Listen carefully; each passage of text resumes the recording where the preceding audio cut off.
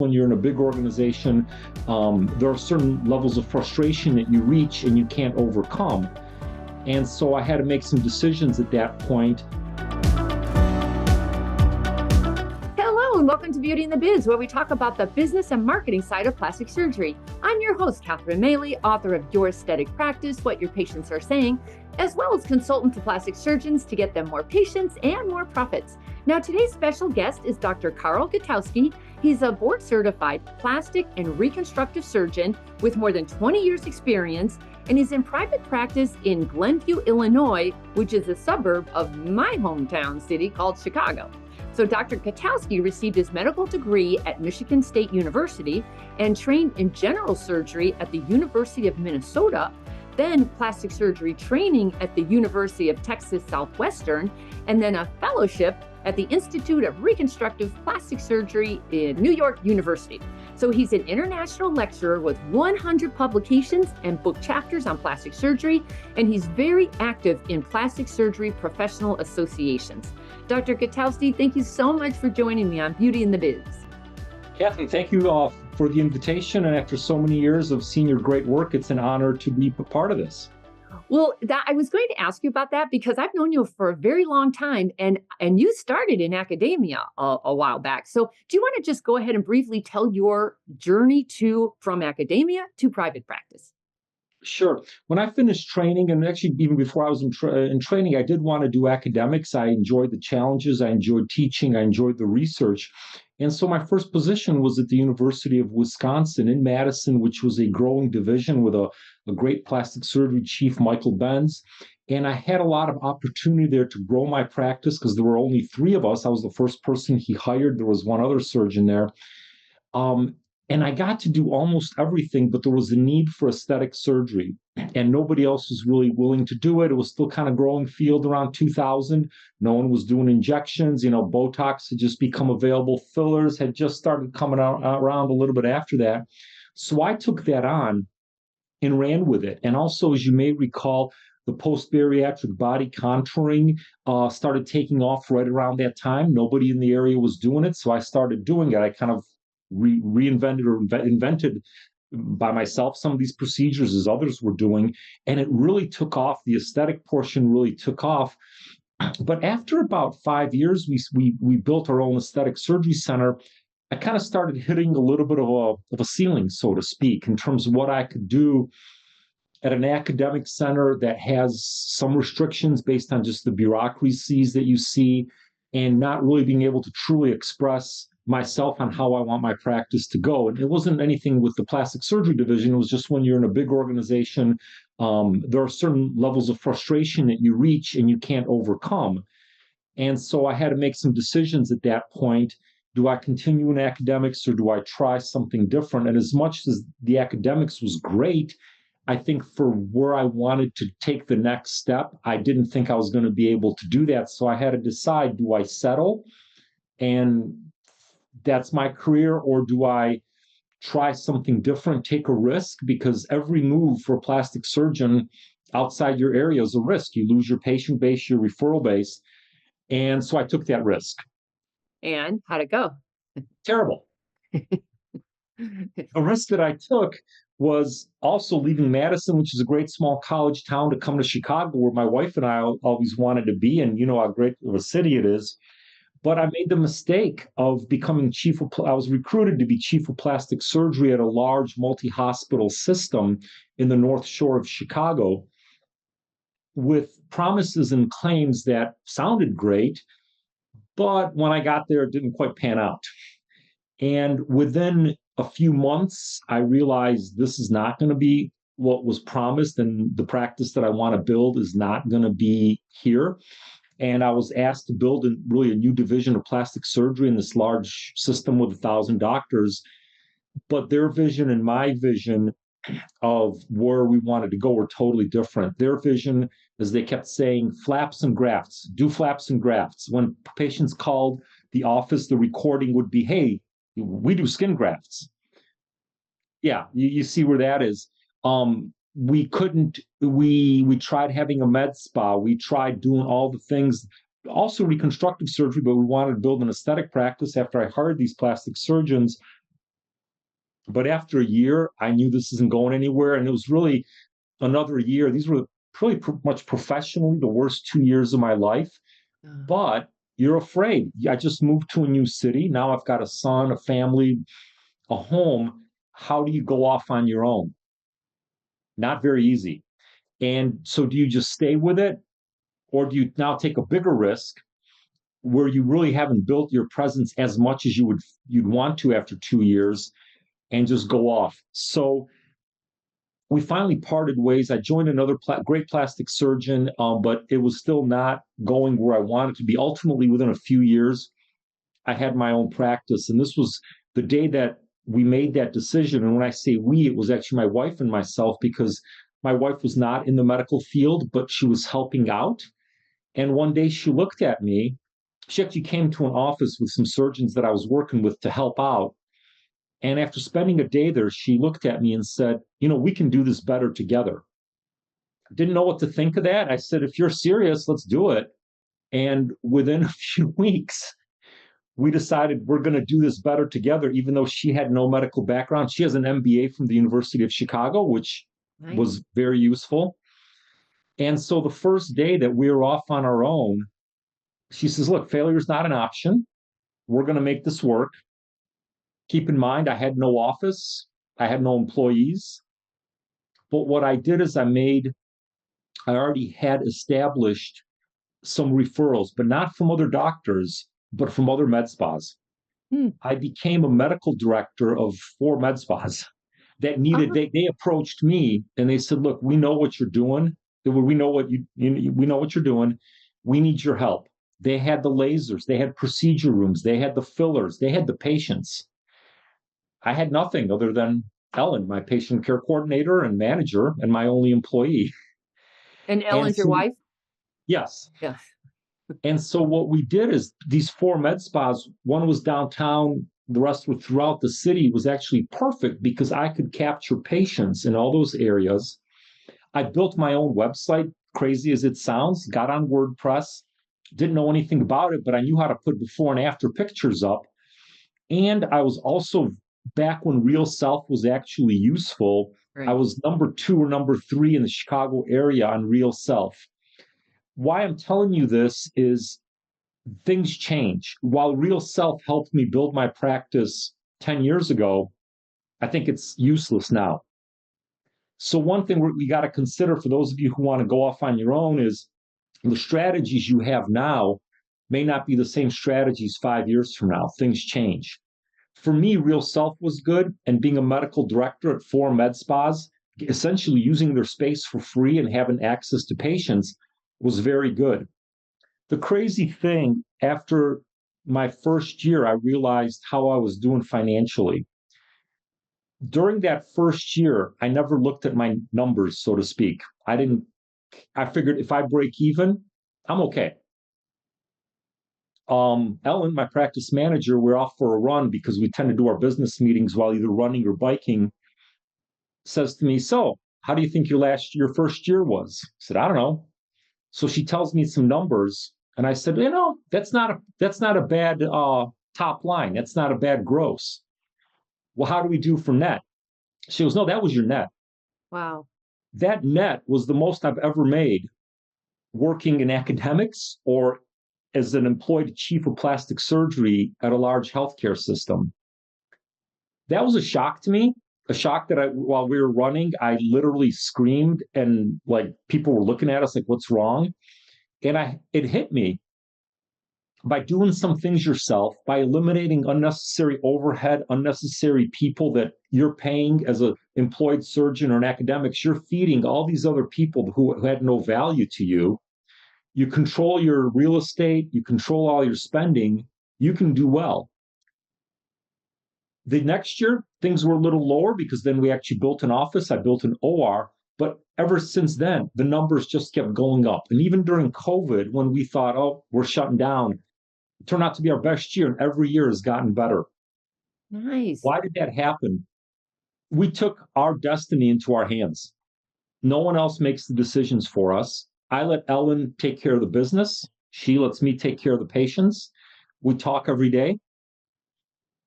But never did I look at the finances in a way that, oh my God, every month I got to hit this. As a matter of fact, I only look at the numbers once a year. I hope she looks at them more often. She does, but she doesn't tell me this was a good month or a bad month. I've been through this enough that I know month to month variability is, for me, it's useless. I look at, are my patients happy? And am I getting the consultations? Right now, we're booking surgery into next summer. Nice. I'm okay. I don't need to look at numbers. I wanted to focus on happy patients.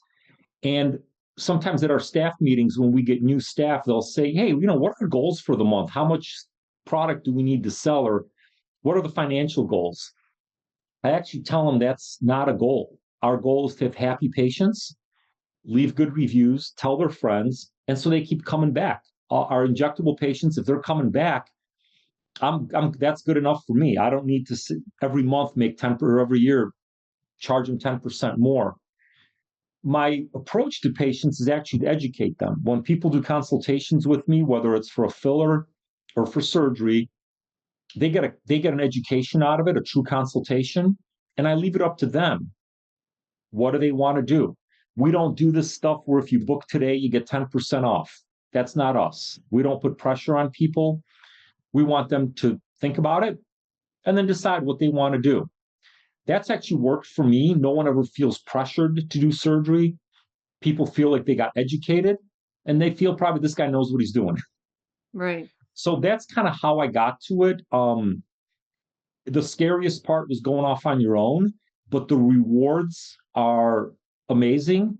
And after a certain point, I think a lot of us really just want to do a good job and take care of our patients. And if you do that, the financial rewards will follow. Well, I'll tell you, your timing was really good because what I'm hearing is you became a medical director for 4 spas, and that and Real Self gave you that automatic patient attraction and conversion funnel because half the battle is getting busy with patients and where are you going to get them. I love that idea. Although some people that have, some of the surgeons have done medical spas and they've had terrible stories about them. So somehow it worked out for you. So would you still say that that could be a good strategy today? Or do you think it was just really good timing because it was still kind of a new concept 10 years ago? Yes and no. It depends on your relationship with the med spa. If you're just there, not even showing up and just taking a check for being the medical director, no. I was there hands on. When the med spa got cool sculpting, we all had a talk. The person that did the cool sculpting consultations realized, okay, cool sculpting is for you, but if you need liposuction, you see Dr. Gutowski, or if you need a tummy tuck, you see Dr. Gutowski. So we had it set up that as that patient funnel comes in, the people doing the triage, if it's appropriate for the med spa, they take it. But there's a plastic surgeon here every 1 day a week. Why don't you see him to see maybe lipo or tummy tuck is better for you? If you're not there hands on and you think they're going to send you something, I don't think that's going to happen. And also, I trained their injectors. I trained some of the people at the med spas. So we had a good relationship where they knew what's best for the patient will be decided by both of us, not that everybody just gets a med spa treatment. One of my colleagues is actually doing extremely well. He's in Chicago. He does not have an office. He has, I think he brags in a nice way that his only overhead is his malpractice and his cell phone because he uses a med spa for his center of everything and eliminates the overhead. So the model can work, but you have to put into it to get something out of it, and you have to partner with the right people. Ultimately, after COVID, some of these the med spa relationships went away, not because anything bad happened, but some people retired. And as my practice really grew, I just couldn't deliver the amount of effort that I should be for them. So I helped them find someone else. But for me, that built my practice within a year to where I was booking far in advance. Nice. And then regarding your own office, how did you end up deciding on a location? You're in a really great suburb in Chicago. How did you figure that out or find that place? Yeah. So I think you look at two things. Obviously, your overhead. is probably your biggest or second biggest expense, depending on your staff. And then location. In real estate, they say location, location, location. Chicago was, when I was in Madison, you could get from one end of the city to the other in 15 minutes. Chicago, you know what it's like. It could be 2 hours. I had an office downtown at Northwestern. An hour and a half each way is not the way I want to spend my day. Okay. I also wanted to be able to do procedures and surgeries in my office. That is very hard downtown. We looked at medical space to rent. You quickly realize that signing a 10-year lease, building an OR, and after 10 years, you give it back to someone, you just lost a lot of money. Because nobody's going to pay for that. No one's going to pay for your build out of a property. Yep. So my wife, with the business background, also had a real estate background. Nice. And we looked at rentals, we looked at purchasing, and we're fortunate in our neighborhood. I mean, we walk by my office and bike by my office every day. It's 2 miles away, but it's literally in the neighborhood. I could walk to work if I want. Was a space that was available. It was the right size. It used to be a spa, not a med spa, but just a spa. So we didn't need to change anything. It doesn't look medical. It looks more spa-ish, but professional. And then we just built our OR in there, realizing that as a plastic surgeon, I need control of the pipeline. Think about any production, any factory that you're making, you need to control the whole process. Because I'm not employed by a hospital, but I do things at a hospital, at any point the hospital can say, your OR time is gone. We got our own surgeons that want to work here. Or they can just shut down plastic surgery, because I've seen that happen in Chicago, where some plastic surgeons who were using a hospital for their aesthetic cases, one day the hospital said, at the end of the month, it's over. So I realized I need a place to do my own thing in addition to the hospital or surgery centers. And it was an investment.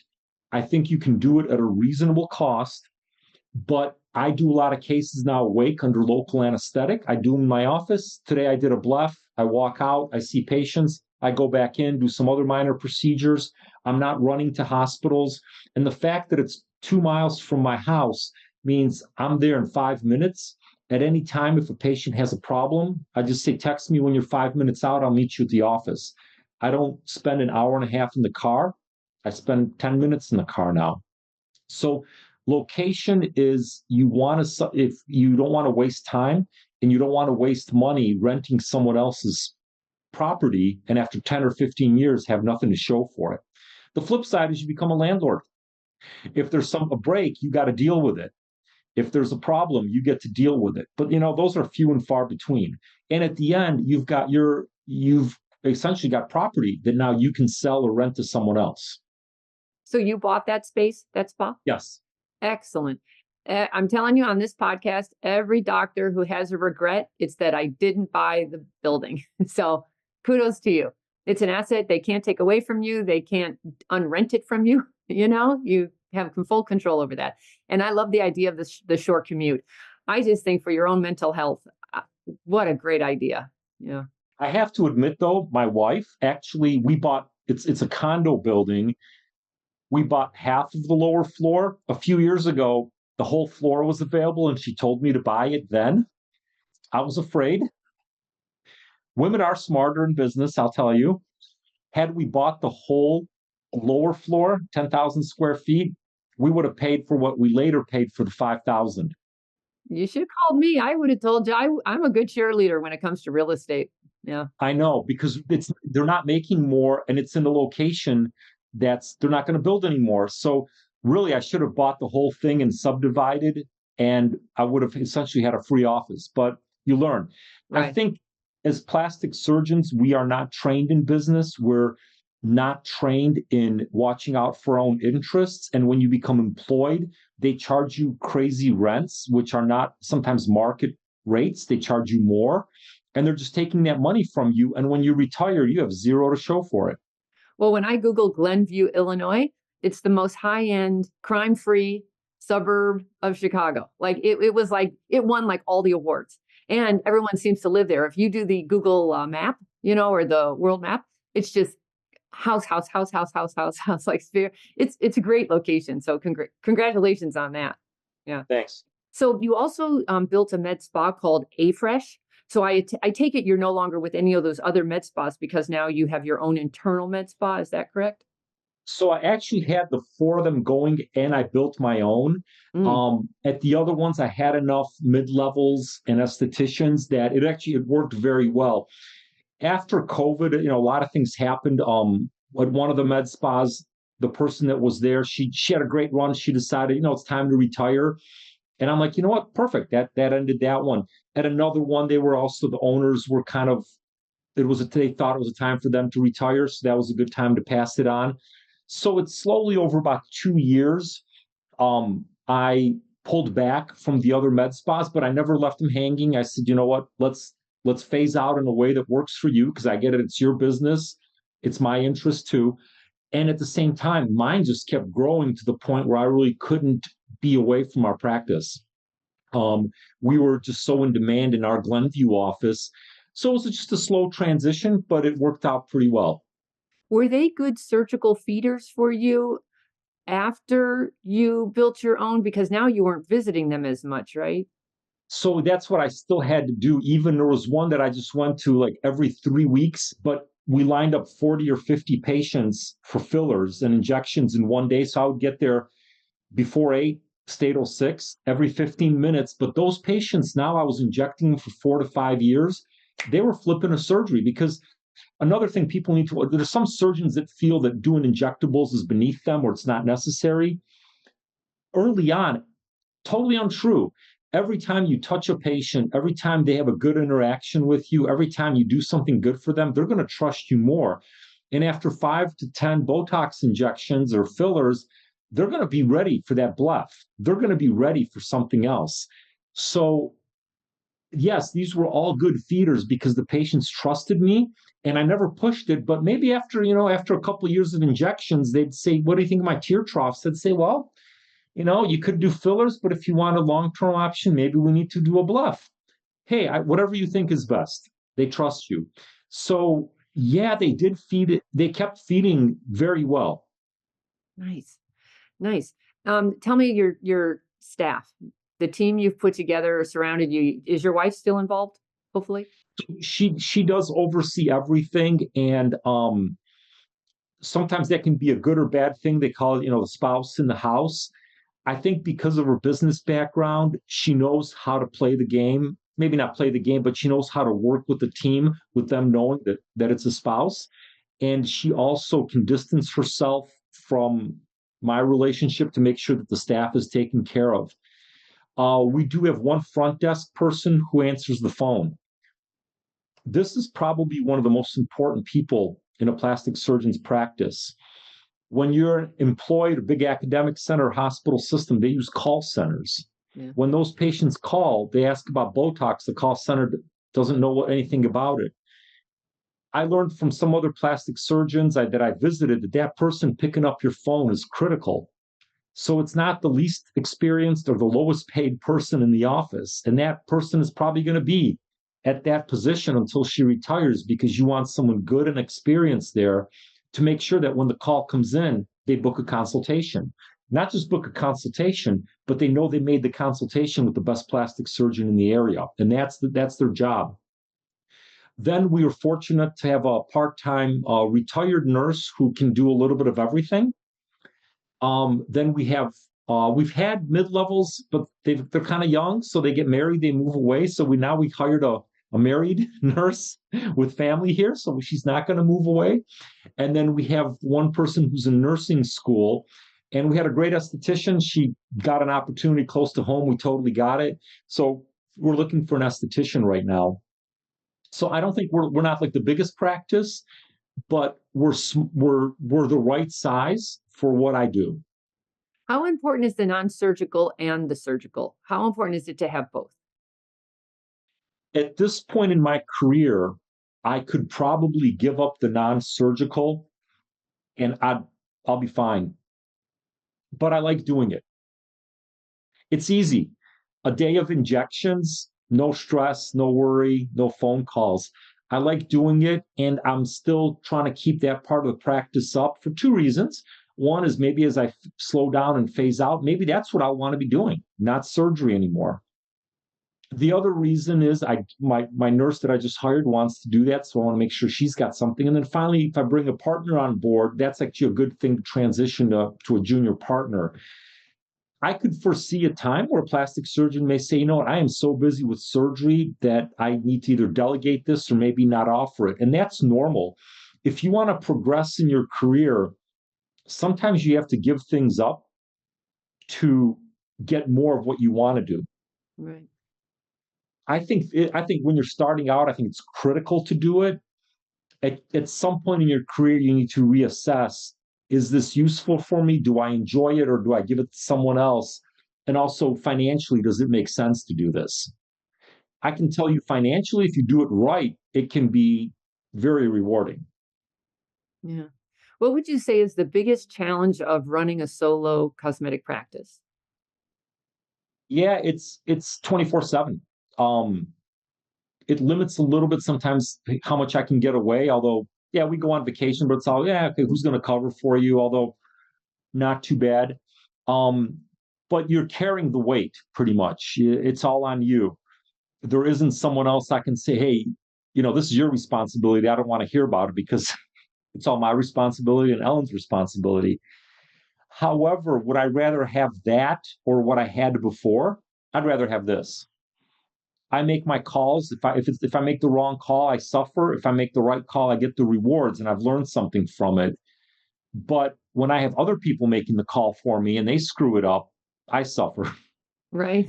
And a lot of times they don't know how to make the right call. So um, the hassle factor is, yeah, it's your own business 24/7, 12 months out of the year, but you run it the way you want it. And I think you have less issues because you know how it runs. I can do any job in the practice, except maybe swiping the credit cards. I haven't figured out how that works yet. I can do any part of it. Yeah.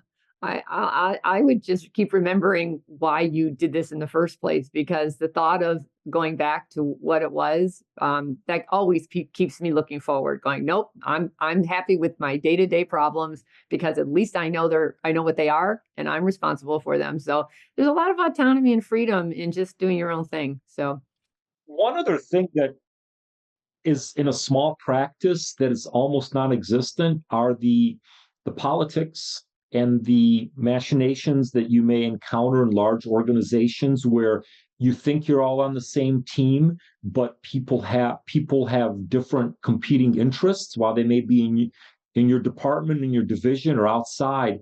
And if you're in a small practice, everyone kind of we're all on the same team. Everybody knows that if I'm not successful, they're not gonna have a job. So there's this kind of interest that we're all on the same team, shared vision going forward. The big organizations, the where when you're employed, that may not be there. It may appear that it's there, but in back rooms or behind the scenes, it it's a different story. right.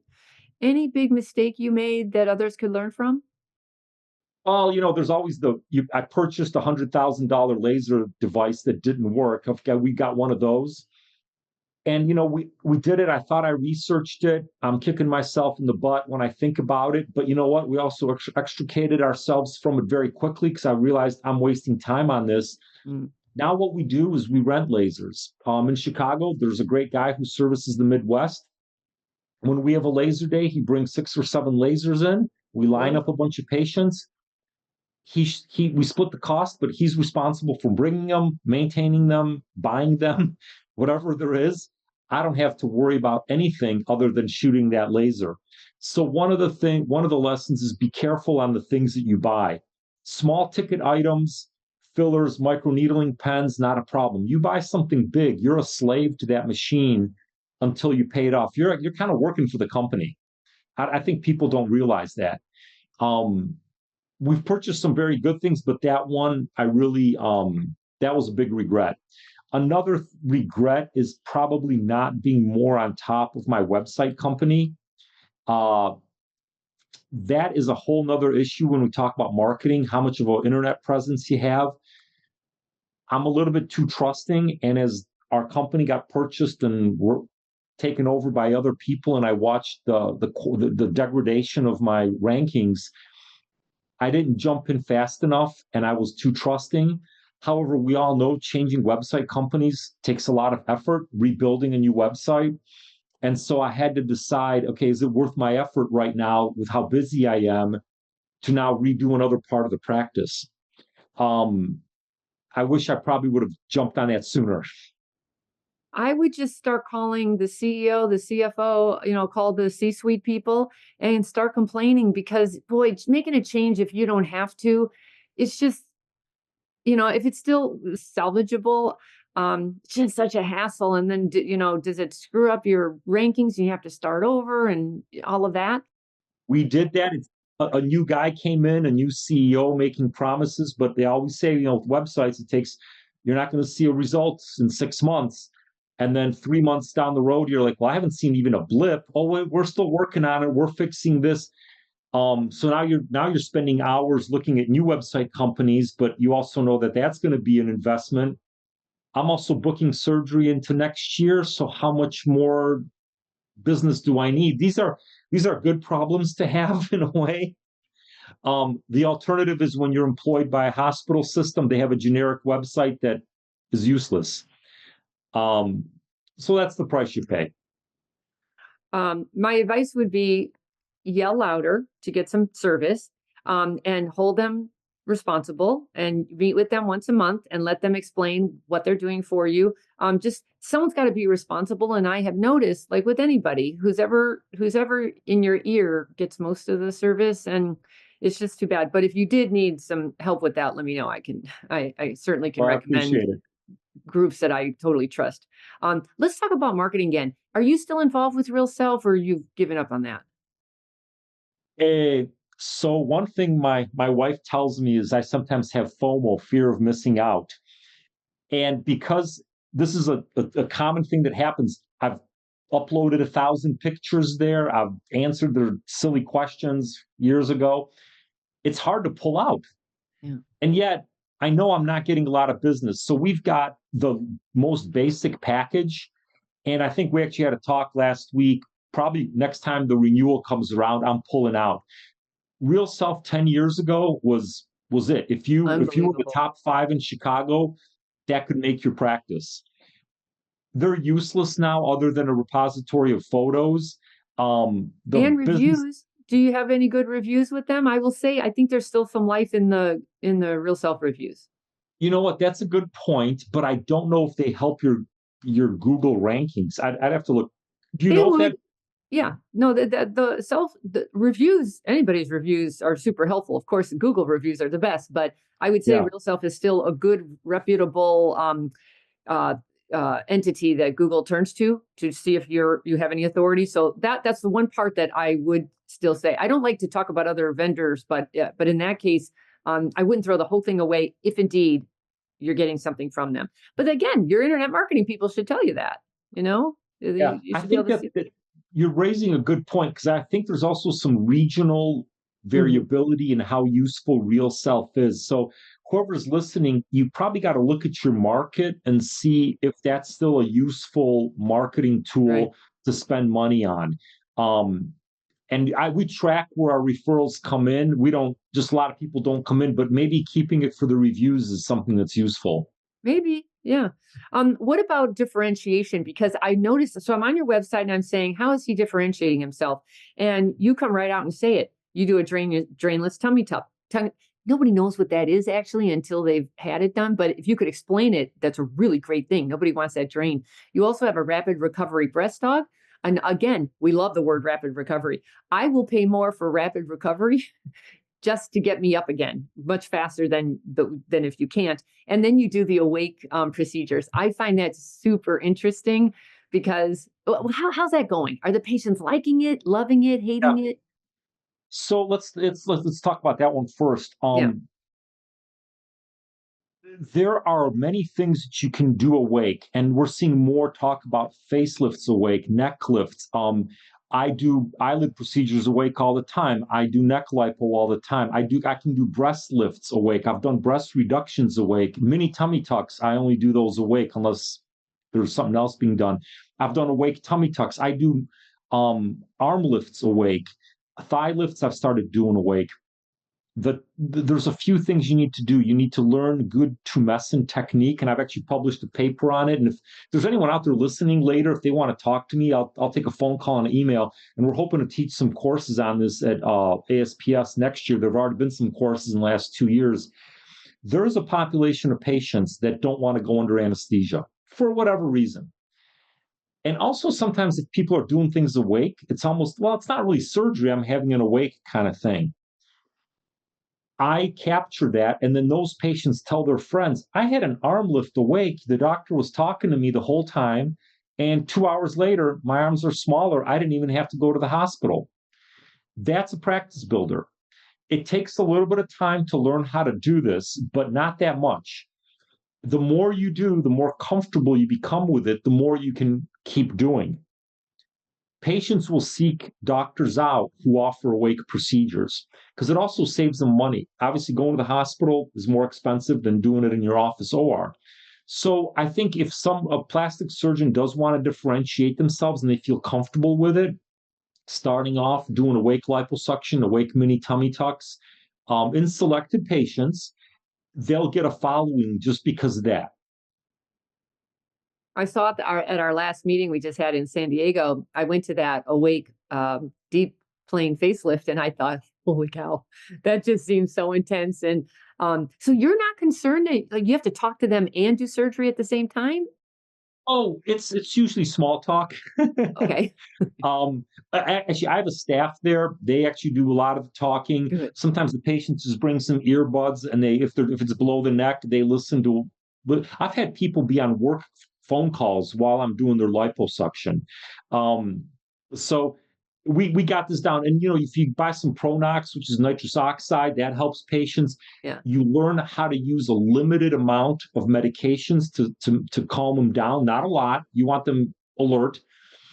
And it's a process. I've built it up over a few years, but I feel very comfortable. I don't do neck lifts because it's just the positioning, but I could. Some things are just easier for me to do in a hospital. But I think if people looking to differentiate themselves, I think that's something they could offer.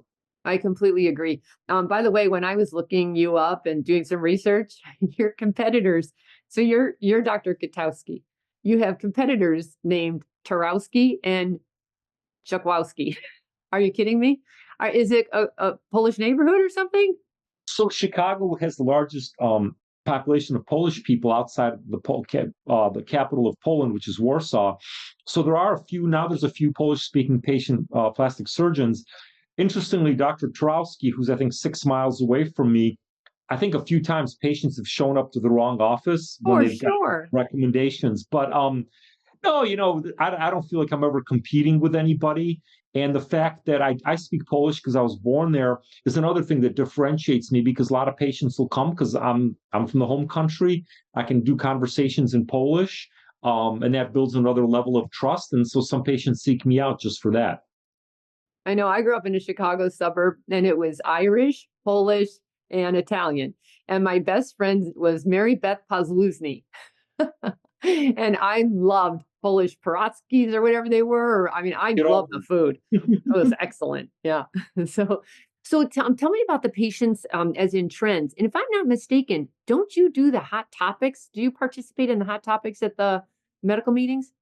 Yeah, I got involved with Hot Topics a few years after I went into practice and I just enjoyed listening to it. So they were asking me to present things. I was co-chair of it for 3 years. I was chair of it for 3 years, and I think I turned the chairmanship over 2 years ago to Jay Posner and Barry Oh, Jason Bernardo. Father, yeah. Yeah, Yeah, yeah. because usually we do like 3 years and then we move on.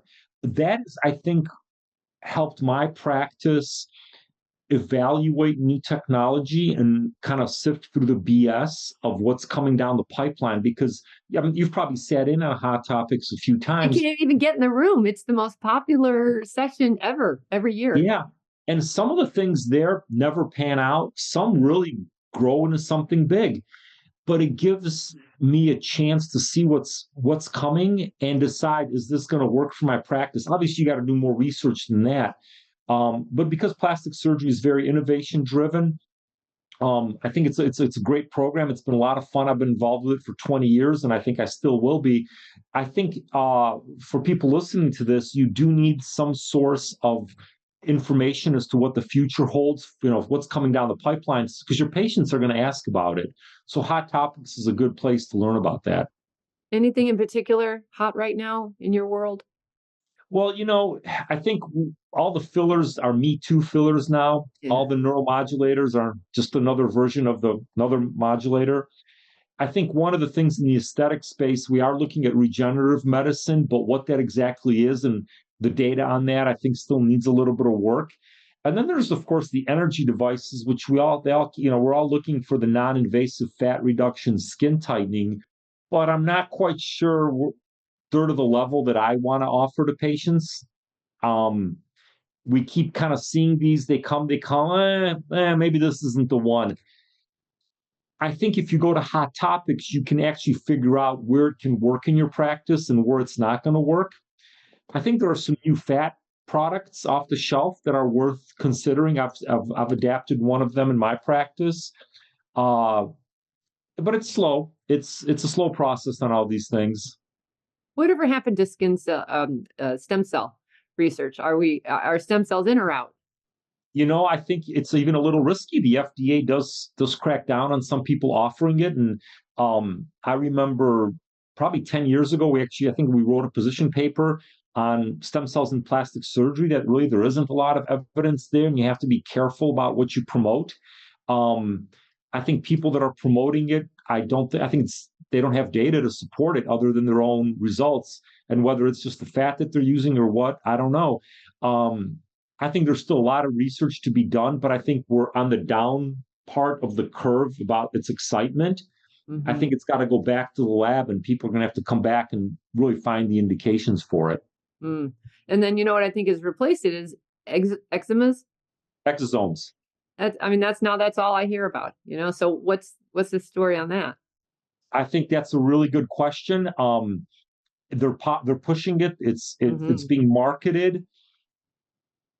I think I haven't jumped on that part of it yet. I want to see more data, more results, because you and I have seen this for 20, 25 years, how things come and go, right? Mm-hmm. I think it's easy to push exosomes on med spas, on the people who are dabbling in aesthetics on the periphery, because they don't know. They don't know how to analyze new things. Just like stem cell clinics popped up and now they've disappeared. Right. People made some money on it, but the patients didn't benefit.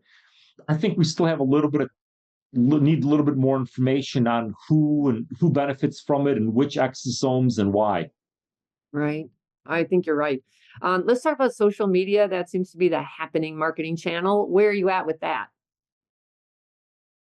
I think it is the thing now. If you're going to put any resources into marketing, that's the way to do it. There are some plastic surgeons.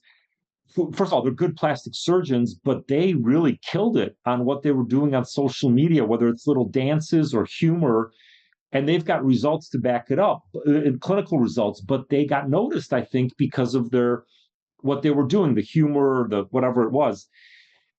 It has to be you, though, because I see some people that do it. It's just not them. Yeah. To be honest with you, I learned how to use Instagram. Ellen and I were in a restaurant with some cool, young, hip people working there. And I asked my waitress, "Do you know how to use Instagram?" She took my cell phone, created an account for me, and said, "Here, go post something." Wow. And later, that was on a Saturday night. By Sunday, I started posting pictures because this waitress showed me how to do it. Yeah. I do it more because I think I have to have some presence. I don't need the engagement with patients. I think if you're going to do it right, you're either spending a few hours a day on it or you're farming it out to a professional. The people that I see doing it really well, I know they're spending hours on it. To get that 30-second video, it takes time. Some people have a knack for it. They just have a knack for it. But I would say that's maybe 2% of the surgeons just Yeah. happen to have that DNA. However, there's typically a marketing agency behind them making all that happen. And they're meeting with them in the morning. They're meeting like every Friday for 3 hours to map out what we're going to do the next week. Every night, they're on there 2 or 3 hours interacting with the patients. I mean, nothing is happening by magic. It is plain time, money, and hard work. And that's it. So I think when you're starting out, you have to assess how much energy do you put into that. I think if you do it right and you've got the right people helping you, you can do very well from it. At this point in my career, I do it to show that I'm still alive, that I haven't Right. died or anything like that. If my website company ever gets its act together and wants to help me with it, hey, good for me. Um, but I think it's a great tool, and I think whether if you're employed or in academics, there may be some limitations on what you do, but I think you have to be familiar with it. And I'll tell you what, even if you're not doing it, you got to look at it to see what other surgeons are showing and what patients are seeing, because that's where patients get their education now. That's where injectors get their education. They're not reading the medical journals. They're looking at what, Magic Nurse Syringe 23 is doing, and it could be BS, but that's where they're learning their stuff. So you need to know as a surgeon what patients are seeing and what other people are doing. Right. Well, I know photos and reviews are still everything. And are any secrets or tips on how you're getting that to happen? Because you've done a pretty good job getting those patients to show their before and afters.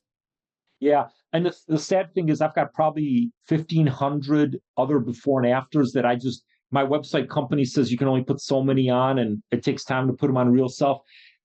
From day one, I forced myself, every patient, whether it's a filler or a mole or a complete body face makeover, gets standard pictures. We have a photo room with two different backgrounds, black and blue, because it captures different things. I take them myself, so there's no variability between pictures, because I still learn. You take after pictures, not just to post them on your website and brag about them, but to learn and how to do your next case better. Because I learned from every patient.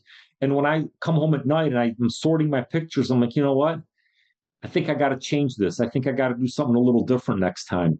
So I force myself. I spend probably an hour a week doing before and after pictures, whether it's taking them, sorting them, and analyzing them. But that's what we do. That's our practice. So if you're not doing your before and afters, how are you learning? And patients, when they come in my office, and I can show these, I've got many more patient pictures to show in my office that aren't on the website. They're like, oh my God, he's just showed me like 50 tummy tucks. He must know what he's doing. Right. And you can find patients who look like that person that's in your office right now. Because, Exactly. yeah, they want to see, well, okay, the three that you showed me were all 130 pounds. I'm Right. 180. Right. Show me someone. Okay, I got him. I got him right here. You want different sizes, shapes, ages, ethnicities. I don't understand. Nobody should be saying they can't put they can't upload photos. Like that's insane. I would say the more photos, the better on your website. Yeah, I think it's an excuse. They're saying if you have more than so many, it slows Google down. But again, Oh, the speed of the website, that makes sense. But yeah, there's an app called Smush and we all use it. So there's a way around all of this, but no, the more is better. And a patient wants to see themselves in those photos. So I don't know about that. Yeah. Or oh, put them on speak Instagram. what you just said, a patient wants to see themselves. In the Mhm. last few years, I've started taking intraoperative photos. I've always taken intraoperative photos, again, just to document erectus diastasis and how I fixed it. Mhm. Now my patients want to see the photos. They want to see, show me how much fat came out. Show me the tummy tuck, how you did it. So during every case, this is great with a phone, but the OR nurses already know. They take pictures of what I'm cutting out, what's came out, what it looks like before I closed it. And the patients get so excited when they see this. It's crazy. 10 years ago, people would be gross. Now they want Yeah. to see the pictures. At the vet, they gave me my dog's tooth that they pulled out, and I thought this is Yeah. disgusting. But I get it. Yeah, some people want all those ex body parts. I'm not into it. So, you know what? We're getting towards the end. Please tell me any crazy patient or staff story that you care to share. Maybe it's not crazy, but I'm going to describe part of my practice that most people aren't familiar with. If you look at my website, I also treat something called lipedema, which is a fat overgrowth disorder. Sorry, I meant to ask about that. That is insane. That poor, who, what, why does that happen? And could you explain Yeah. what lipedema is? Yeah, it's different than lymphedema, which is a fluid overload, but it affects almost exclusively women, and their legs are huge. They're like tree trunks. And I encountered this when I was at the University of Wisconsin. I would get referrals for it, but I didn't have a name until someone I was doing business with looked at my website and educated me on it. They sent me patients. I started treating them. These poor women have legs that are huge, just like bigger than my head are their calves. And they're painful. Some of them can't walk. They come in my office on scooters or walkers, and we do surgery, stage surgery, 3 or 4 surgeries. We remove 10, 15, sometimes 20 liters of fat at one surgery. So it's fat that's like storing itself in their legs, and there's nothing they can do about it. It's unresponsive to diet and exercise. There's a gene for it. It tends to run in families, and it's painful, tender. After we do this surgery, these patients give me hugs. They're in tears because they can walk again, they can do things. So, one patient I'll tell you about, she's in the healthcare field, lipedema. She comes in and says, you know what? These legs, I can't walk anymore. I can't, I used to be able to ride with my children on a bike. I can't even ride on my bike anymore. I can't do anything with them. So I did 3 surgeries on her, debulked her legs, cut the loose skin out. Now she's from Wisconsin. She sent me a picture where she got 5th place in a mountain bike Oh race. my God, Fifth good for place from her. someone who couldn't bike. That was a year later. And then just this year, she sent me a map and how she finished on a 60 some mile mountain bike race. 60 miles on a mountain bike is a lot of work. Mm. So she went from someone who couldn't keep up with her kids, who had trouble walking and riding a bike, to someone who's biking 60 miles in the mountains. So it's kind of, maybe is it a crazy patient story? Maybe not crazy, but more of, this is why sometimes we do things that may appear cosmetic, but it changes people's lives. Is it considered cosmetic or recon? Well, some insurance companies are just starting to cover it. We've worked very hard. I've helped a couple companies write guidelines for treatment, but of course, insurance companies don't want to pay for anything. So we actually, while we're an aesthetic practice, we don't do insurance. We do work with patients to try to get it covered by insurance because it is life changing for them.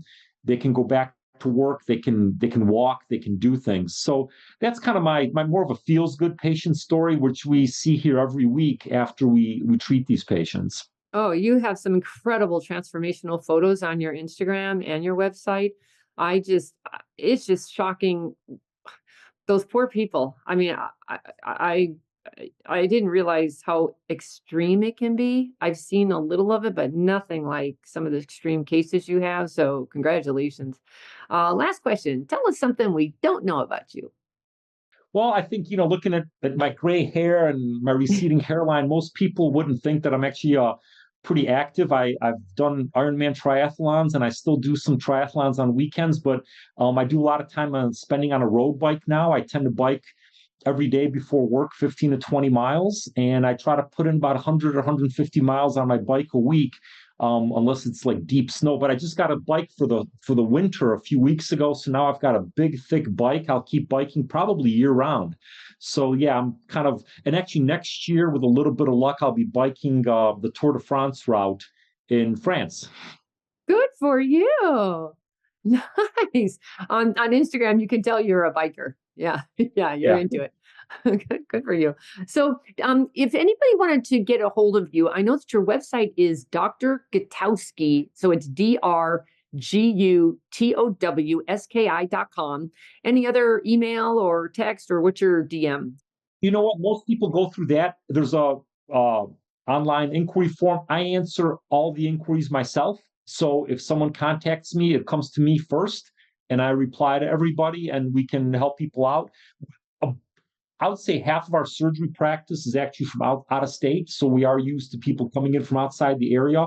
And if actually anyone listening out there from a surgeon wants to learn more about, how do you manage patients coming in from outside your area, it's something we worked on, and how to do it right. I'd be happy to talk to them also. But patients more and more are willing to travel for simple little things if they feel that you're the person who's going to do it. That's what social media has done. People will travel across the country because they love you from Instagram, and you're like, really? Okay. I think that's actually a really good point. Is before we were all focused on our little community, Hmm. the social media more so than the internet itself, but that social media has leveled that field where people will drive or fly in for things that you would never think, why would someone do this? They will because they feel you're the one. Because they got to know you. Yeah. So thank you so much, Dr. Gutowski. I really appreciate it. And I will be seeing you at the next meeting, I'm sure. And everyone, that's going to wrap it up for us today. If you would, please subscribe to Beauty in the Biz so you don't miss any future episodes. And if you've got any feedback or questions for me, please leave them on my website at KatherineMaley.com. You can also schedule a complimentary consult or a growth strategy session. And then you can also DM me at Instagram at Catherine Maley MBA. Thanks so much, and we'll talk again soon. The fastest way to success is to model other successful surgeons who have what you want, but you can only see their results, not the path they took to get there. So you continue to jump from one thing to another, hoping to find something that will work for you too. But it rarely does. So try this shortcut instead. It's guaranteed to move you forward. I compiled my intellectual property to grow cosmetic revenues, everything I've gleaned over the years, into one playbook of the most successful practices and what they do to win. Go to cosmeticpracticevault.com and let's grow your cosmetic revenues.